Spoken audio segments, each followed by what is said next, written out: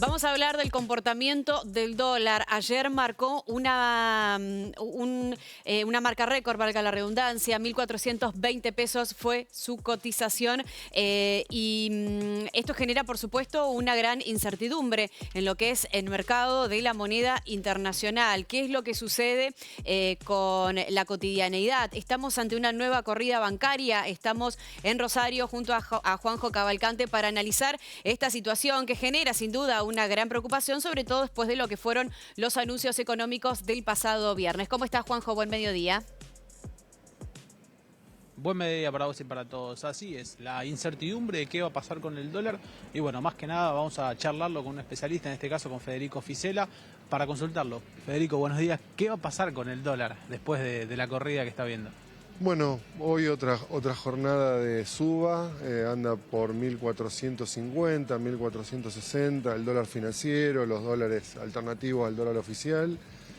Y bueno, se están planteando muchísimas dudas. Creo que la central que se vio después de la conferencia de prensa de Caputo y Bausili el viernes es la dificultad que tiene el gobierno para poder sacar el cepo cambiario sin devaluar previamente.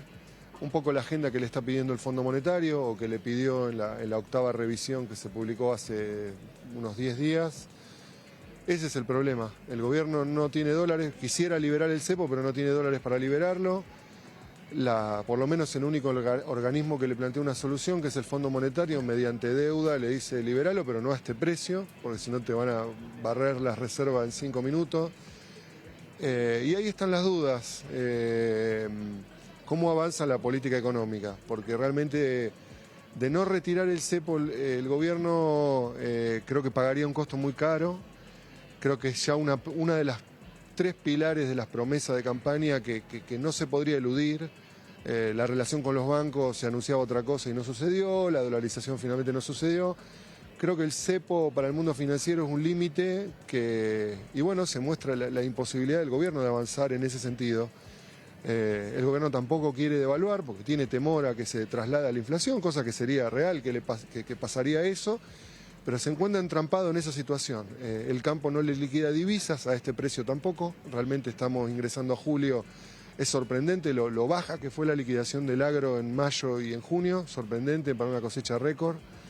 24% menos publicó ayer el INDEC de venta de granos durante junio. Y creo que a esta altura ya es claro que no va a haber liquidación, que eran ciertas esas versiones de que había habido más compra de silo bolsa que de intentos de venta de los granos. Y encima se junta en paralelo con una situación global que no es buena. La soja está cayendo en términos de precio, 420 y pico dólares la tonelada, cuando llegó a costar 660, hace poco tiempo, hace un año atrás. Y también se están devaluando las monedas, se ha devaluado muy fuertemente, sobre todo un 20 y pico por ciento en casi 10 días el real de Brasil. Y se empieza a juntar un panorama similar al que en algún momento vivimos en los 90. En los 90 teníamos una paridad 1-1 y en el 98 Brasil hace una gran devaluación y creo que fue uno de los grandes motivos que nos hizo aterrizar en la crisis bancaria del 2001. Empieza a haber una cantidad de nubes de fondo que empiezan a mostrar eso. Y a la vez una cosa, por lo menos una, que se puede mencionar como cierta impericia en la gestión económica, que fue bajar la tasa de interés de los plazos fijos. O sea, eso terminó generando un movimiento de salida de los ahorristas, lo poco que quedaba o lo poco que queda, porque ya el plazo fijo no rinde frente a la inflación.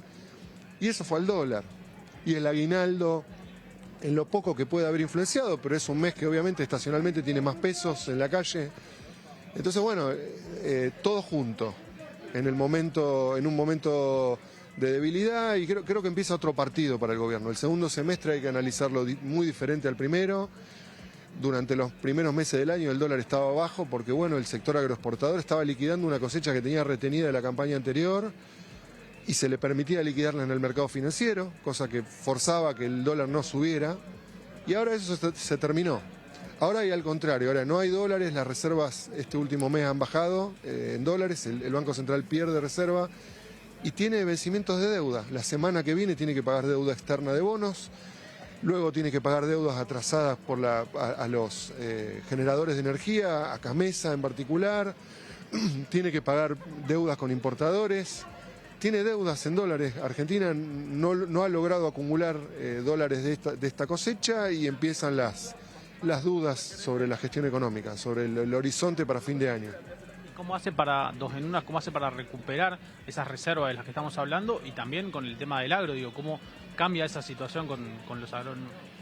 Mira, el campo le está pidiendo otro tipo de cambio, lo mismo que le dice el fondo. Devaluá y vemos si yo te empiezo a liquidar algo más. O sea, le pide otro tipo de cambio porque la devaluación a 800, en diciembre un productor pagaba la nafta a 500, 600 pesos por litro y pasó a pagarla arriba de 1000. Entonces hoy le dice, yo ya esa competitividad que vos me diste para que yo te venda en diciembre no es la misma de hoy.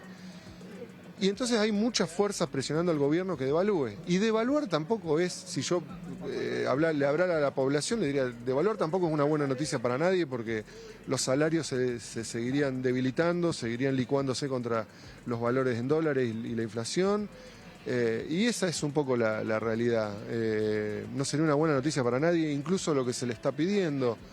Entonces, bueno, todo eso repercute en el precio del dólar y el dólar hoy está donde está. Pensando en eso, digo, también hay una brecha con el tema de que ha subido lo que es el riesgo país, también todo influye para que vaya sucediendo todo. Sí, en general, si mirás los últimos 10 años, independientemente del color político que estuviera dirigiendo, cuando la brecha se ampliaba, las reservas del Banco Central eran vaciadas. Le pasó a Cristina Fernández, le pasó a Macri, le pasó a Alberto Fernández y ahora le pasa a Milei también.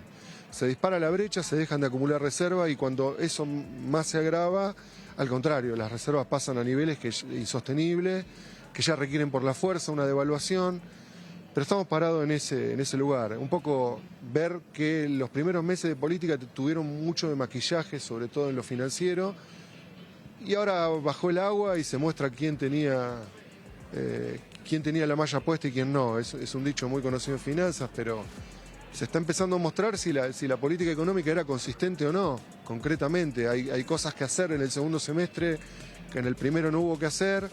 Y bueno, todo eso está pegando en el precio del dólar. El dólar viene a ser el termómetro de todo eso, por eso no ha parado de subir y creo que las expectativas son que siga subiendo. Federico, muchísimas gracias. Por favor, a ustedes. Ahí pasa, compañeros, la palabra de Federico Fisela, economista. Me quedo con esto último que él marcaba. Sí. El dólar es el termómetro y bueno, va marcando a medida de que va subiendo cómo está la situación. Bueno, escuchaba recién a nuestro entrevistado hablar de la liquidación del campo, de las reservas, cuestiones que al ciudadano de pie por ahí le son un poco ajenas porque no vive esa realidad, pero en definitiva todo esto que estamos hablando va a terminar repercutiendo en los diferentes precios del combustible, del alimento y en definitiva vamos a sentir este cimbronazo que nos trae el aumento del dólar que ya ha estado en marcas récord. Juanjo, muchísimas gracias por este contacto. Hasta luego, cuando quieran. Hasta luego.